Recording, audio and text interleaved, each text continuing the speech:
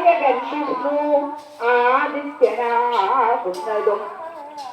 സർവവേദങ്ങൾ സർവക്രിയകൾ ബഹുവിധം സർവകാലങ്ങൾ സർവകർമ്മകാരണ കർത്താകാര്യമായി ഫലഭേദവസ്തുഭേദാകമത്താൽ വേദന്മാരും നവവിധമായി ചൊല്ലുന്നു.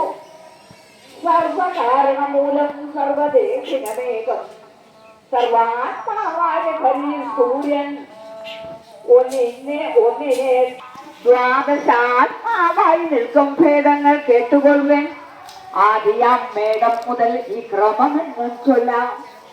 മധു മാധവം ശുക്ര ശുചിയം നഭം പിന്നെ നഭസ്യൻ തപം പിന്നെ തപസ്യം സഹസ്യവും പുഷ്യവും ഇഷം ഊർജം ഇങ്ങനെ 12 മേഘാദ്യാദികൾ സൂര്യൻ മുമ്പിനെ സാധാവല്ലോ.